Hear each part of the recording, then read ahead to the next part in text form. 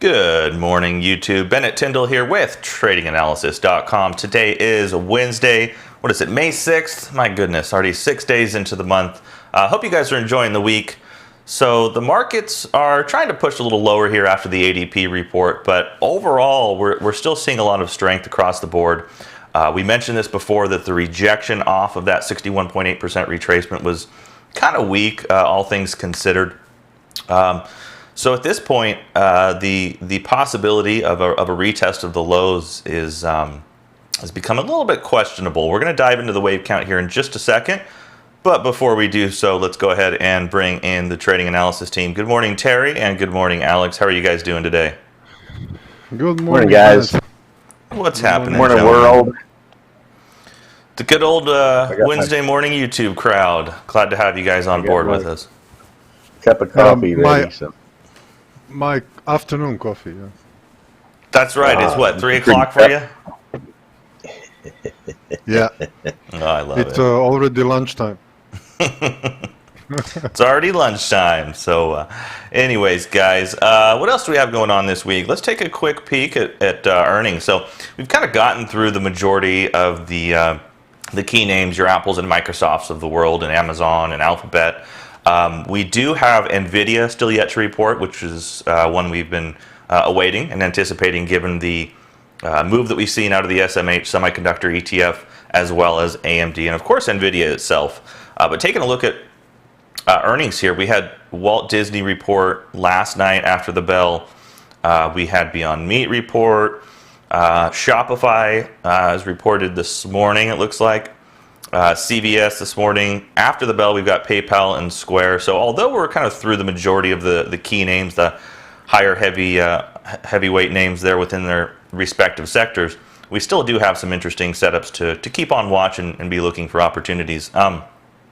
One thing to take into consideration here, and let me just go ahead and bring this chart over now. This will just take a quick second. And I apologize for the size here, but you'll see the illustration. So there's been several people following the March 23rd low that have been looking to establish some sort of a hedge for their longer term holdings in their portfolios. And the initial kind of bounce higher, we were still looking at fairly significantly inflated volatility levels. Now that we've had such a significant move back, you can see here, I actually have 3 indicators combined here in Thinkorswim at the bottom. But in blue, we've got implied volatility sitting down there at 34%. So if you were looking to establish an out-of-the-money put spread, for instance, in the S&P 500, looking to protect and hedge some of your longer-term holdings, now would at least be a time to look into something along those lines, given the fact that we've seen such a decrease in that level of implied volatility. You know, you can see this massive true range expansion along with volatility going into that March 23rd low. So let's jump over really quickly. We'll do a little bit of a macro overview just to cover. I just wanted to cover crude oil. Crude oil, as you guys know, is something we've been tracking with you guys, and if you follow our generally weekly public blog posts, we've been tracking this complex correction within crude oil futures. And zooming in on the weekly chart down to the daily chart, together in the blogs, we were tracking this 1-2. We had the nice little 3-wave completed structure. Then came that break lower in wave 3 as tensions kind of arose between Saudi Arabia and Russia. Had a beautiful 4th wave right into a 38.2% retracement. And now front month contracts are trading, in the 23, 24 handle. So we've seen a pretty significant rally back following the completion of a 5-wave mode of impulsive decline. So at least from a technical standpoint, the ability there to rally was on the table and something we've been watching. So real curious to see how price action develops within this retracement. On a higher degree time frame, this could very well be the makings of some sort of higher degree B wave within that ongoing complex. Over to the dollar, not seeing any significant movements there. We're still tracking mostly just watching this initial price action off the most recent highs as being a possible complex wave 2 correction. Gold, we still have the bullish count here. We'll have Alex in shortly to kind of bring this all full circle, but just wanted to touch on that out of the open. So over to the S&P 500, which is what you guys are all probably interested in and curious as to what on earth is going on. So jumping over here to the daily chart, guys, we have seen a very significant move back off the March 23rd low. In fact, in the NASDAQ, we are literally a stone's throw away from the old high. So if I were to bring over the NASDAQ 100 here and just take a look at this, I mean, we're essentially back to kind of January of 2020, so January of this year's price levels, which was essentially erased the kind of COVID panic sell-off that we saw. We're certainly seeing some additional clarity on the earnings front. Apple suspended guidance moving forward, just given to the, quote, uncertainties due to coronavirus. But overall, we're actually seeing a lot of these tech companies benefit from people staying at home, which obviously makes a lot of sense. And when you have them making up such a significant portion of not only the S&P but their individual sectors, it makes sense when you have those strong tech leaders kind of carrying the market, as there's a lot of different areas within the S&P which are still very technically damaged. You take a look at travel, leisure. There's still a lot kind of to be determined in those areas that were more directly impacted negatively from the COVID situation. So let's jump into some technicals, get to the hard right edge of the chart. Down to the 1 hour chart, we've been tracking off the March 23rd lows. You can count a completed 5-wave move. One piece of cautionary advice here is the fact that our orange wave 5 did fall a little bit short of anticipation and expectation, given the movement that we've seen in waves 1, 3, and even our taking into consideration the corrective waves.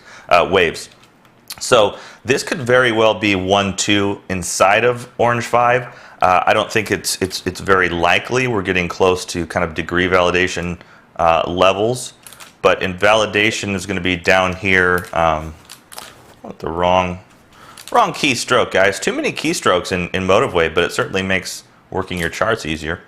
So the move there from the April 29th, into the most recent May 2nd low took us right between a 786 and 618 retracement. So kind of an appropriate possible 1-2 situation. I'm watching resistance here into 2893 to 2900. If this does in fact hold, we should be looking at the makings of a higher degree wave 2 now that we've completed this 5-wave structure. Now, I'm not saying that the B wave retracement possibility is completely off the table. In fact, if you were to take a look at the move, we just now reached equality. Okay, so kind of a measured move, taking into consideration equality of W as compared to Y. So it's looking more along the waves of a 5-wave motive impulsive kind of trend establishing structure, which if I were to bring this back to the conversation we had together a couple weeks ago in the XLC and Amazon and Google and some of the others that we brought into this illustration, we do have multiple counts which would suggest the low is in. So for those who maybe missed the opportunity to take advantage of some of these levels as we kind of collapsed and capitulated, I don't even really view this as a capitulation move. This was more kind of structured, controlled selling. But for those of you who missed these areas, the most appropriate kind of opportunity from a risk management standpoint is to await that correction. We've seen such a significant move. We're getting technically overextended just from a traditional technical analysis standpoint. So awaiting some sort of a nice little 3-wave retracement into fib support, that would be, I feel, the opportunity and the entry point if you're looking to get back on board this market. So looking at the other indexes, let's jump over to the NASDAQ now.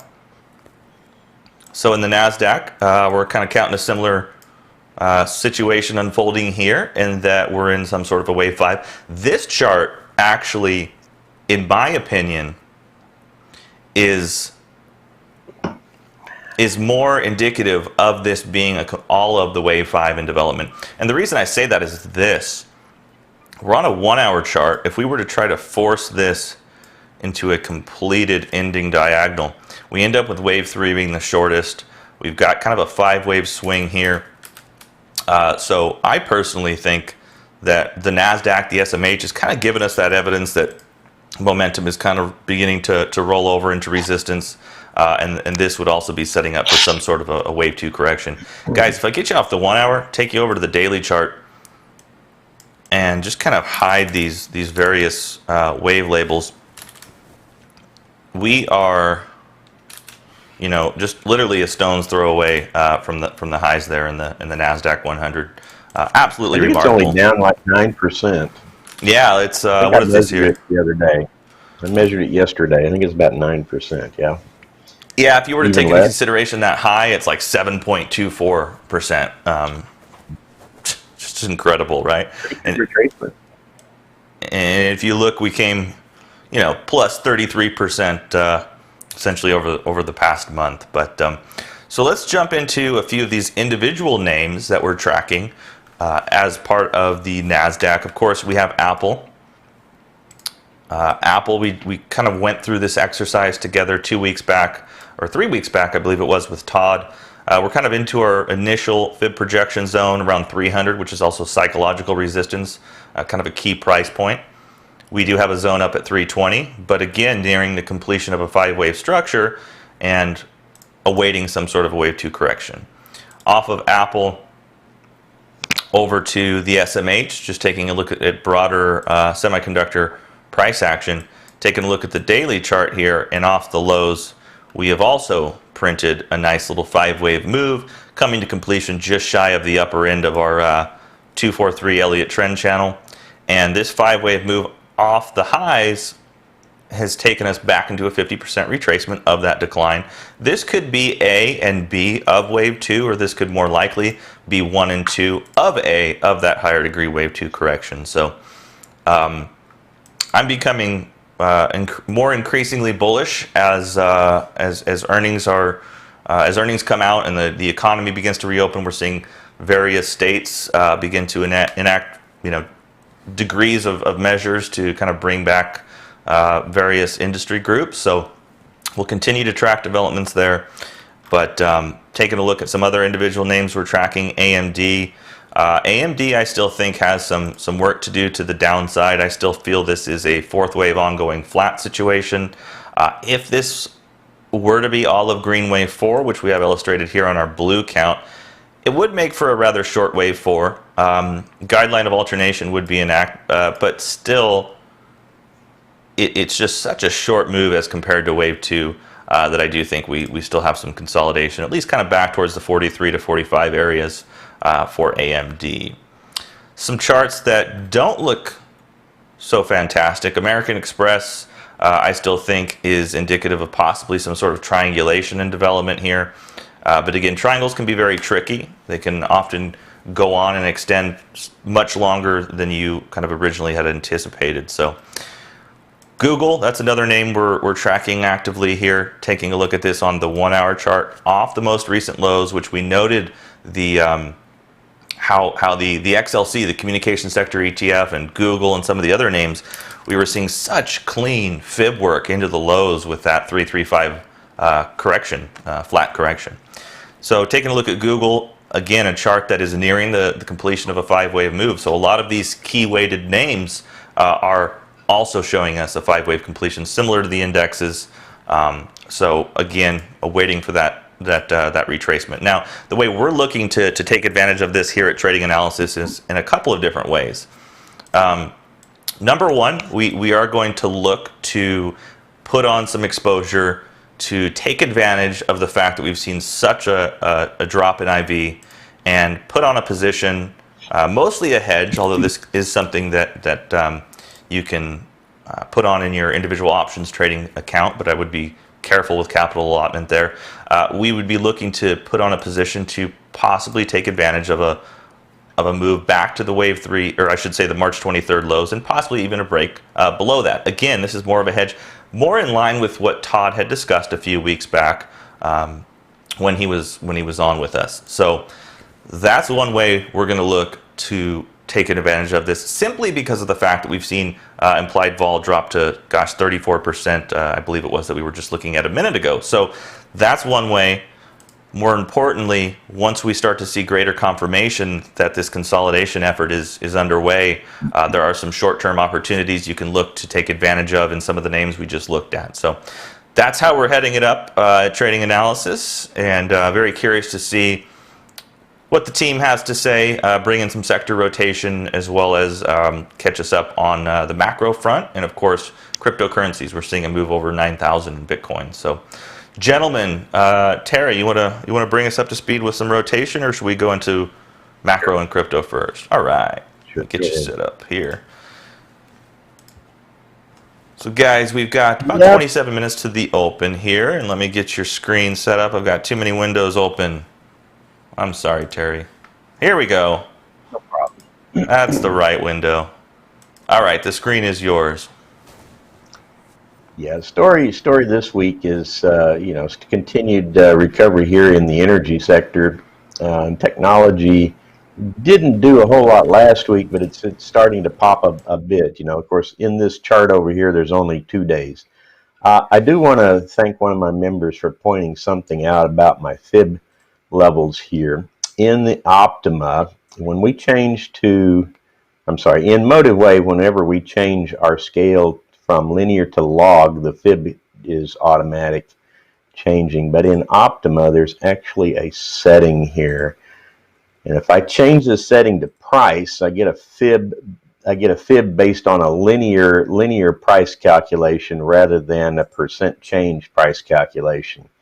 When we do log scale, the correct setting should be for percent, because what we do when we change to a semi-log chart, we're effectively looking at a graph that's in terms of constant percent change when you have a straight line. So thank you for, I think it was Mark, thank you for pointing that out to me and get those numbers correct. And again, they may not be calculated exactly perfect if I don't have them set exactly the same place in MotiveWave that Bennett has, but anyway, close enough.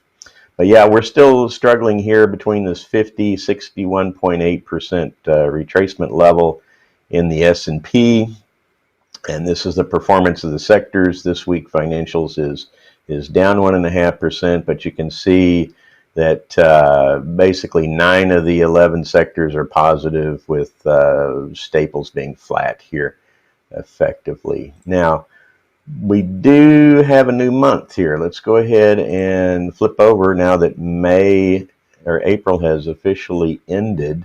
In the monthly rotation, you don't see this move obviously very fast, but this is our change in our monthly rotation, and we still continue to see technology outperforming everything else, technology, utilities. But the thing about utilities to note is the declining momentum. So look here at the downward pointing arrow means it's got declining momentum.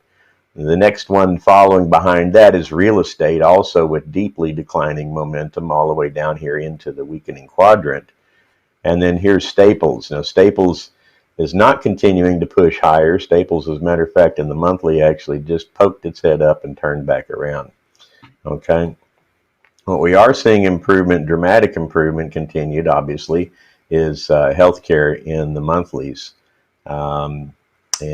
Let's switch back over here to the weeklies again. This is more in our typical swing trading time frame. We want to look at what's happening in this time frame.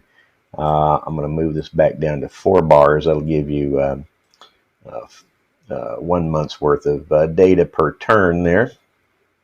And we actually are starting to see a little bit of rollover in momentum, a stalling of the momentum in the healthcare and staples. You can see that continued. It's going to be a little bit more advanced now than it was in the monthlies. But you can see that these two guys have actually turned. Technology poked its head across the border and now is looking, with the couple of up days we've had Monday and Tuesday that are included in this data, it's actually just bouncing on the border here between weakening and leading. And depending upon the near-term performance, what happens to technology the rest of this week, whether we see that actually just reverse and shoot higher or go ahead and continue lower. Energy deep down here in energy. Energy's gaining momentum, so it's doing a bit of recovery effort. I think that's what you're seeing. It's certainly not in the leading position. Long-term investing, is this the time to buy the dip? Well, there were certainly a lot of opportunities, and I also think some of the companies that are sitting on some cash will be looking at doing mergers and acquisitions, consolidations of the U.S. shale industry, and other potential aspects. So yeah, it's cheap right now. We'll have to keep an eye on this, but it's got a long way to go before energy ever comes back into the leading quadrant for us. Now I've sorted this table here by ratio, because I think the ratio is the more important factor than the momentum, right? So momentum is verticality, how fast it's gaining, but relative strength is really the key performance against the benchmark. In this case, the benchmark is the S&P. All right, so let's take you through a couple of stocks. We'll start out again with technology here. And in technology, we've had very strong leadership. Now, I'm changing the benchmark. When I pull this up, I'm going to actually benchmark against the tech sector ETF XLK. And what that does, anything that's in the leading quadrant is actually the leaders of the leading sector. Got that? So PayPal continuing to rise. Yes, continuing to gain relative strength. Momentum slowing a little bit from last week, but still pushing higher. Yeah, We're guys, seeing Microsoft. PayPal just set a new all-time high. Very, very interesting. Let's pull the chart up. There's your chart. This is let's put that on a weekly. Let's see, how long has PayPal been around? At least since 2015 on my data here. So yeah, that's a pretty good run, really, from really kind of started picking up speed back in 2017. Went through this big period of consolidation here. I'm going to switch back to the daily, and here it was. Whoops, get that back there. Here was our all-time high, which was February 18th before the market slid, and boom, look at there, like what Bennett said. We've got a gap up today. If you guys are candlestick readers, you got an inverse hammer here. That, to me, that might indicate a top, but I don't read the candles that well. So that could indicate that we're going to have some kind of consolidation period here. You can look back on April 27th is when the 20-day crossed over the 50-day. The 50-day has yet to cross back over the 200 to the upside. It is kind of tilted upwards a little bit there. I will see a little bit of a positive slope there on that 50-day. So yeah, I would imagine that's going to continue upwards as we collect more time in that chart. So that's a good looking chart. PayPal's may go through a period of consolidation, but I think where it's sitting here, it's going to continue in its leadership position in the tech sector. Now, NVIDIA's had a long run up here in the leading, and then pushed down into the. Here's the long run into the leading. It pushed down into the weakening, and you see this reversal, and NVIDIA shot right back up.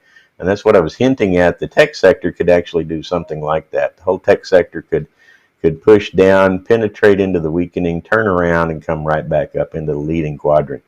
Now, Apple, on the other hand, Apple diverged from NVIDIA. We were watching those guys run together, but now NVIDIA is starting to decline in momentum. Little bit of RS giveaway there, but Apple is starting to gain momentum, and Apple did not cross over this boundary between weakening and lagging, which is a good sign for Apple, I believe.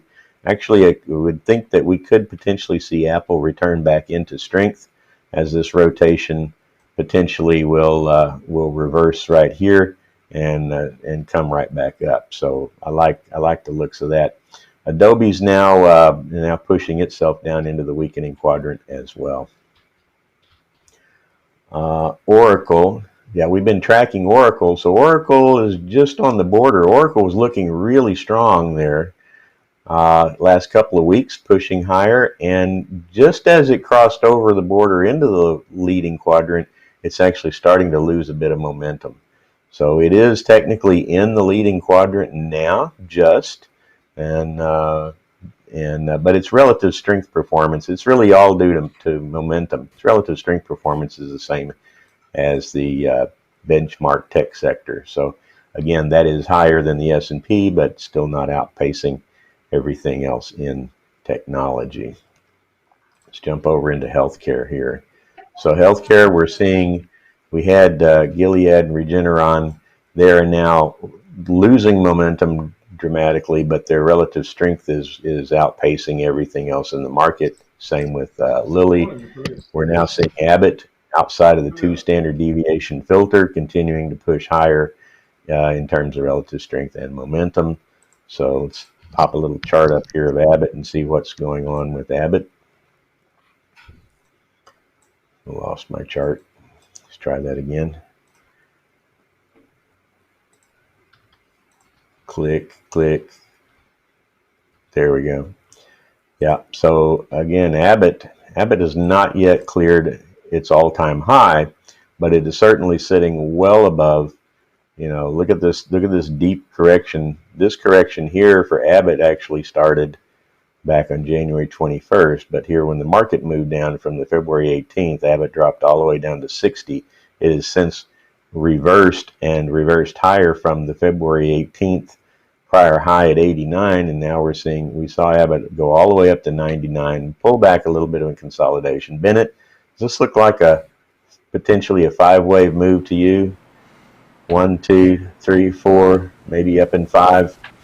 Yeah, I was just going to say that that period of correction that you're just looking at, most recent, looks like it could square up to that wave too. I was just pulling the chart up here in the background.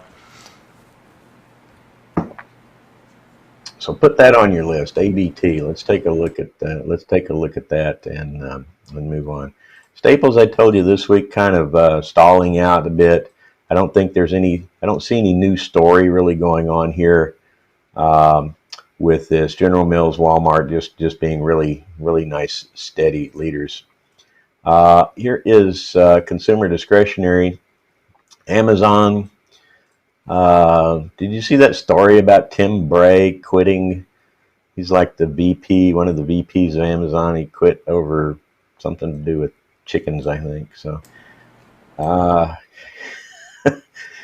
the Dollar General, eBay. They're the 3 leaders here. Now, Todd sent out a trade alert, I think, with our clients, and I don't know if you're going to talk about that.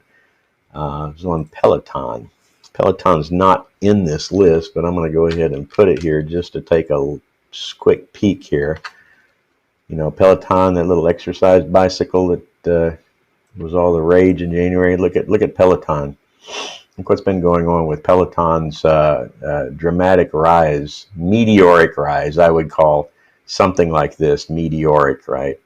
As it is pushing much higher up in terms of relative strength and momentum simultaneously. So I don't know what Todd was doing here. I know he bought his wife one, and they've really been enjoying that. But yeah, since Peloton came out as an IPO back in September. This has been the price performance, and its all-time high was 36, and then again back up to 36 April 16th, and now it's testing that a third time.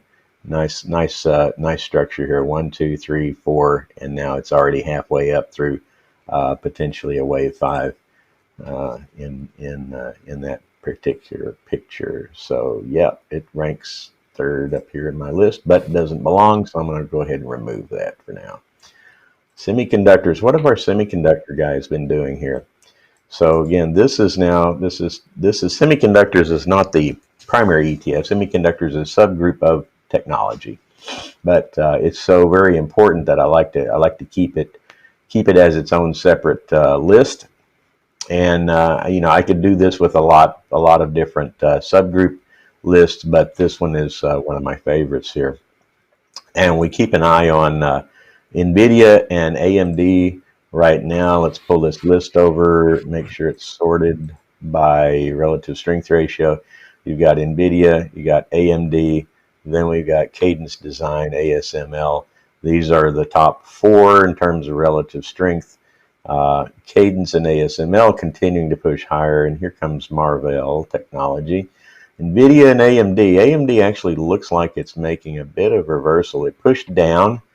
AMD pushed down, tried to cross over, finally crossed over into the weakening quadrant, pushed down for another week, and now is making a bit of a turn, I think. So it's heading as 270. So it's heading as due west. So you know, what is AMD? AMD is struggling to stay down here into the weakening quadrant. AMD may actually pop and reverse higher on us.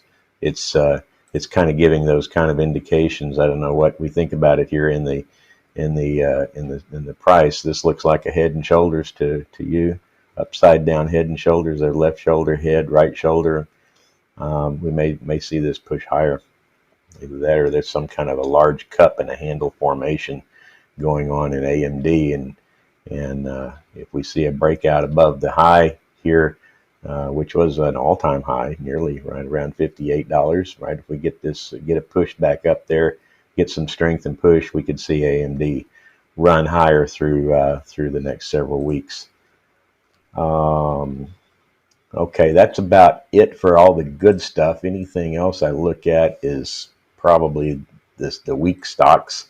Right, financials, we've still got Progressive, S&P Global Group, ICE, and the CME.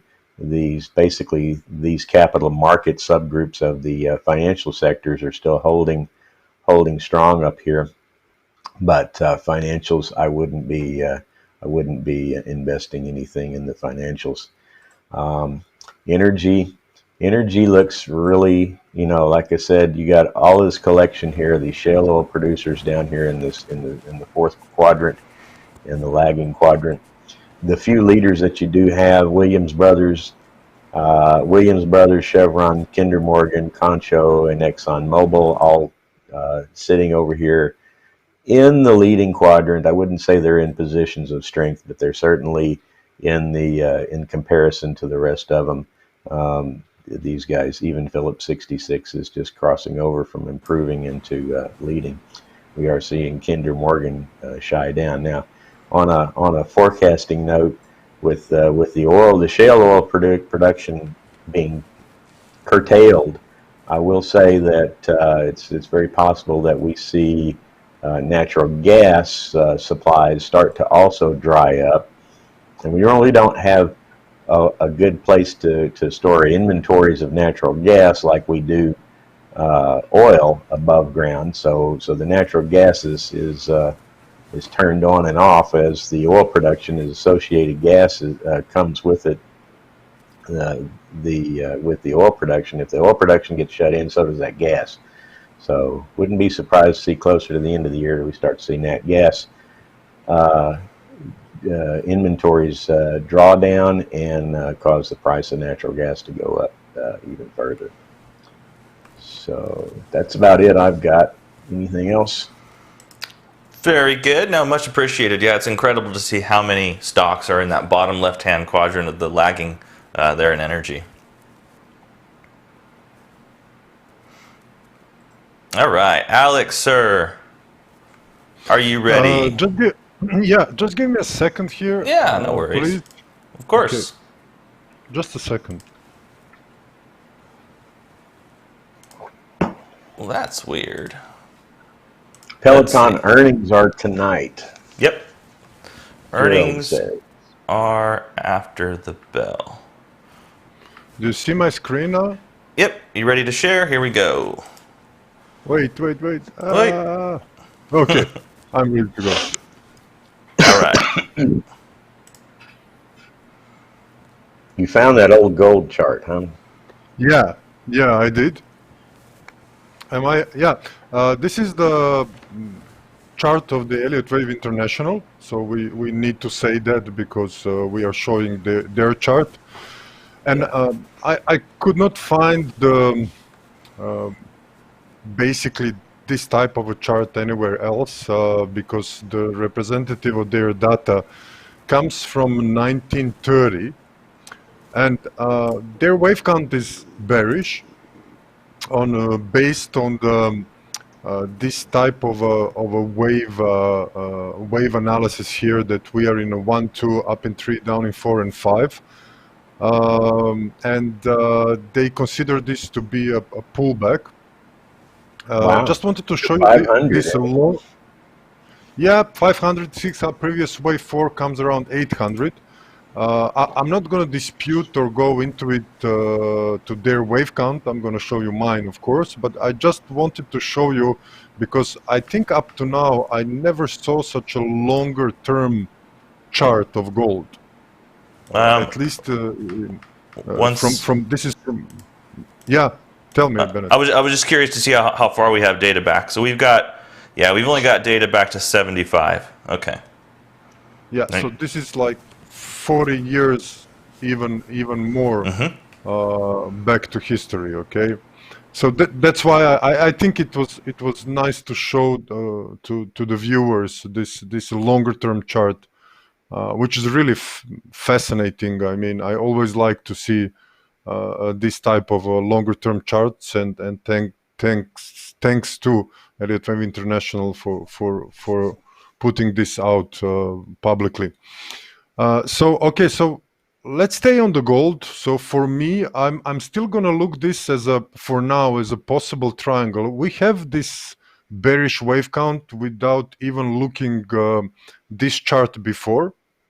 So we as I remember, and you maybe remember, Bennett, we were actually long with the members from here on the GLD, I guess, because we were looking for a 5-wave pullback or a triangle B and 5 waves up in C. So I think Todd put the longs on of the premier members here. And then we continue to track this one for a possible highs, and then drop down to these levels around 900, 800 levels, which will be simply like a 5-wave move to the downside, then an ABC pullback to this 618, 786, and then another 5 waves down in the C wave. And if you look the whole of the fib levels here, we came perfectly to there. We stopped there. So it's a kind of a very tricky game here, because you can make the case also that this was a high and that we are going down. But looking the macro picture, I would say that this probably either will turn into a triangle, which will be a longer term triangle here, making its 3-wave move even further in time. So this will be a wave A, up in B, down in C, D, and E, and then we go up. Another option is also, which I'm kind of trying to see the perfect entries with a very small risk on this possible bullish outcome. And this will just represent from here, this will be a complex ABC, triangle X ABC. We fell short a little bit down of this 618, which is the usual measurement of this type of a correction. Nothing serious. So 5 waves up in 1, flat in 2, running flat, and then we go up in a 5 waves up of the wave 3, orange wave 3 here. So this is the blue wave 1, and then we have a further subdivision from this wave 2 in a 5 waves, and then I'm expecting a pullback down in the second wave. I think we explained that last time, and if you go even lower time frame, this is 3 hours, clearly 5 waves up here. So potentially this is a triangle B. I will say like that. So if we continue to decompose this current correction, I will do it like this. So A down in B. So probably something a little bit more sideways, and then a potential B wave finished in a triangle, which will take us a little bit lower. And I think this trend line is a perfect channel trend line is a perfect test, which will actually serve as a potential support area. Any move down below this low from these levels, of course, will actually starts to turn me bearish on gold.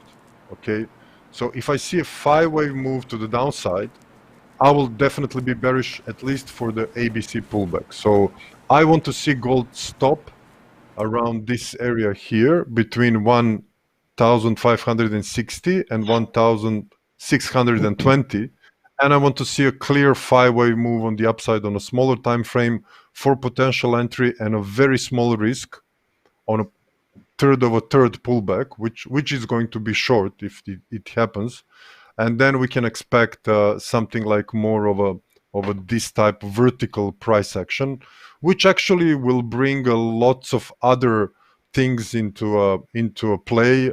This will be probably dollar negative. This will be probably inflation positive. If the markets decide to go on the upside with gold, the expectation of the inflationary scenario and dollar lower, it's going to be very much on the table.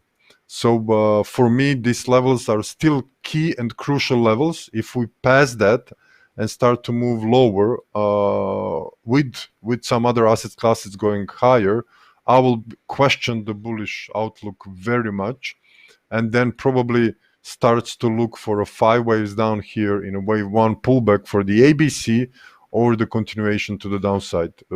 I'm doing this dual bullish and bearish outlook because there is a very key levels which are we now. So it really can turn both ways. But even if you use properly the Elliottwave methodology, you can still have a very small risk if you want to bet on any sides which you think it's going to go, or looking a little bit of macro and technical analysis.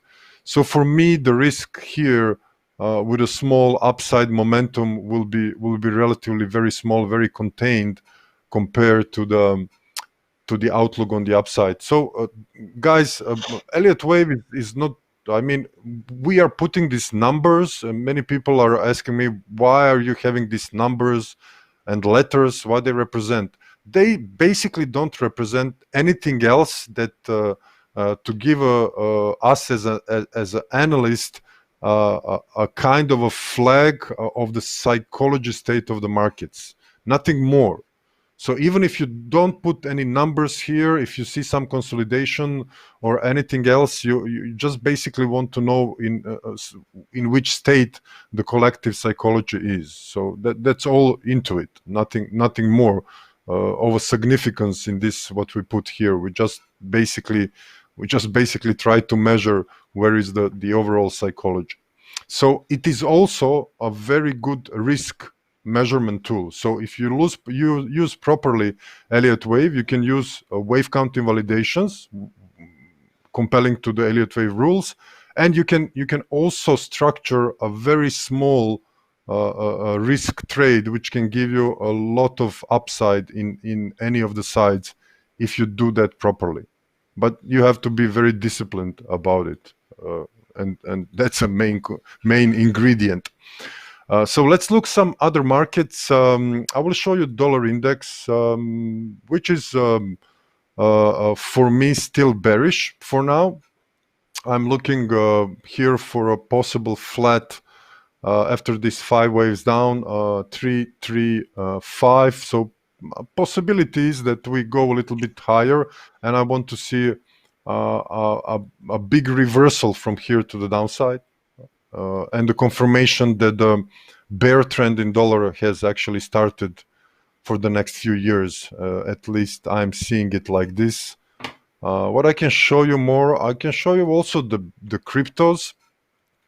So we had a member webinar on crypto, and I really like this wave count, despite lots of fuss regarding the hash rates and halving and all of that stuff, which is coming very soon.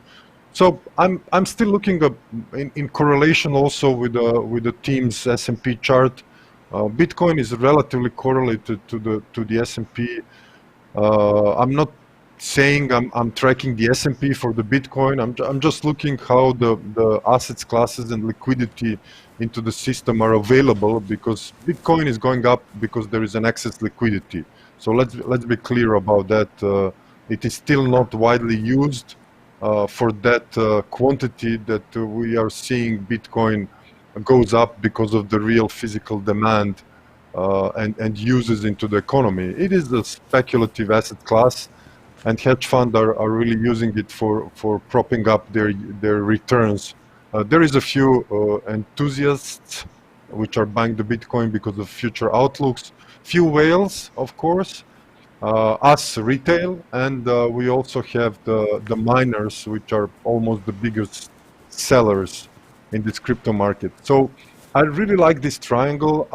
I mean, I would like to see a three-wave pullback, and then I will be maybe ready to commit to buy Bitcoin around these levels for a one more move on the upside. If this turns out to be a triangle in Elliottwave methodology, it is very clear what the triangle is saying to us. It's a balance of forces.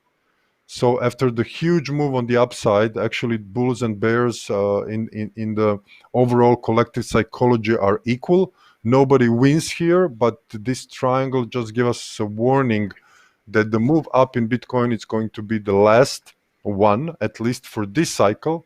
And after this move, if we see a triangle and the confirmation of the bull run, we can expect after reaching some levels higher, we can expect a move, a significant move lower with the Bitcoin after the triangle is over.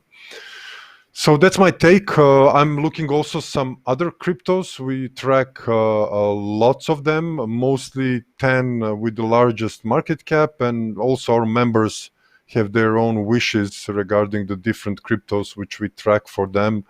And what is interesting, I can show you. I can show you also Ripple, which I'm kind of waiting to go out of this long.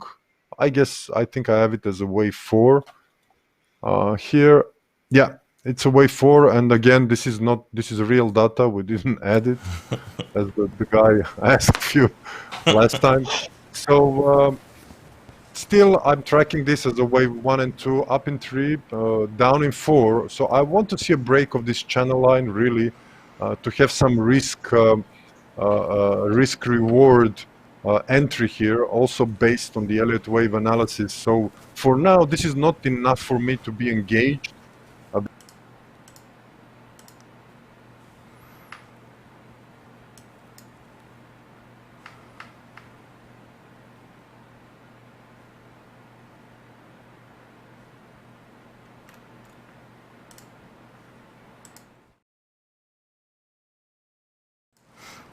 All right, guys. Well.